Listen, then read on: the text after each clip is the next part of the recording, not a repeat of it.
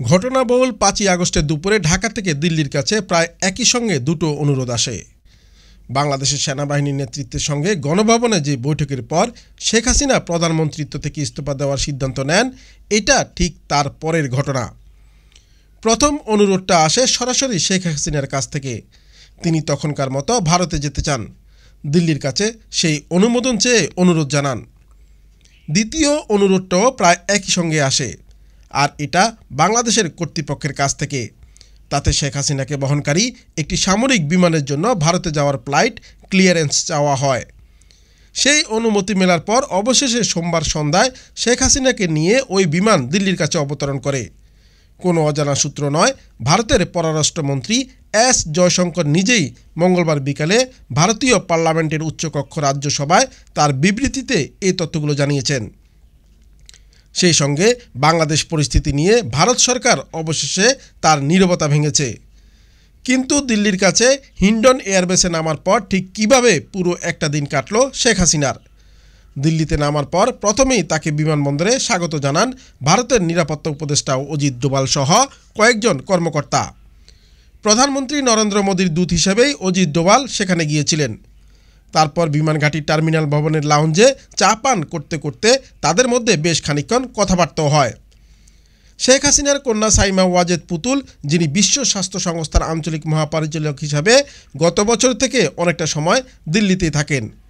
ঘটনাচক্রে তিনি সেই সময় শহরে ছিলেন না। জানা যায় তিনি তখন থাইল্যান্ডে অবস্থান করছিলেন। দিল্লিতে নামার পর থাইল্যান্ড থেকে মার সঙ্গে তার সরাসরি কথা হয়। পরে তিনি দিল্লির উদ্দেশ্যে রওনা হয়ে যান। যুক্তরাষ্ট্র থেকে শেখ হাসিনার পুত্র সজীব ওয়াজেদ জয়ও এর মধ্যে একাধিকবার মায়ের সঙ্গে ফোনে কথা বলেন। শুরুতে ভারত ভেবেছিল শেখ হাসিনার ভারতে নামাটা একটা সাময়িক যাত্রা বিরতি মাত্র। তিনি নিজেও যখন ভারতের কাছে অ্যাপ্রুভাল চান, সেটাও ছিল তখনকার মতো নামার অনুমতি। কাজেই দিল্লিতে কর্মকর্তারা ধরেই নিয়েছিলেন তিনি হয়তো এখানে কয়েক ঘন্টা কাটিয়েই তৃতীয় কোনো দেশের উদ্দেশ্যে রওনা হয়ে যাবেন, যেটা হবে তার চূড়ান্ত গন্তব্য। সেই তৃতীয় গন্তব্যটা যে ব্রিটেন হতে যাচ্ছে, সেই ব্যাপারেও মোটামুটি ভারতীয় কর্মকর্তারা নিশ্চিত ছিলেন। তার একটা প্রধান কারণ ছিল শেখ হাসিনার সঙ্গেই ছিলেন তার বোন শেখ রেহানাও, যিনি নিজে একজন ব্রিটিশ পাসপোর্টধারী।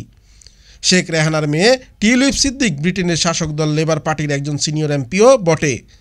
শেখ হাসিনা নিজেও বহুদিন লন্ডনে কাটিয়েছেন।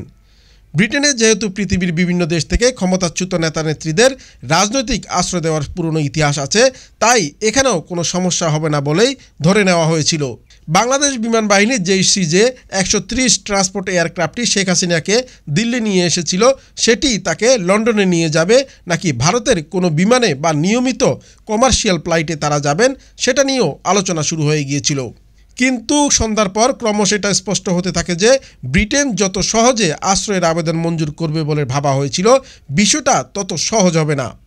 রাতের দিকে দিল্লিতে নিযুক্ত ব্রিটিশ হাইকমিশনার লিন্ডি ক্যামেরন ভারতীয় কর্তৃপক্ষকে আনুষ্ঠানিকভাবে জানিয়ে দেন যে ওই আবেদন এখন বিবেচনাধীন আছে, সিদ্ধান্ত নিতে সময় লাগতে পারে। তারপরে জরুরি ভিত্তিতে ফিনল্যান্ড সহ একাধিক স্ক্যান্ডিনেভিয়ান দেশের সঙ্গে যোগাযোগ করা হয়, যাতে অন্তত সাময়িকভাবে হলেও সেখানে শেখ হাসিনা আশ্রয় নিতে পারেন। তবে ধারণা করা হচ্ছে শেখ হাসিনা এখনও ভারতেই অবস্থানে রয়েছেন।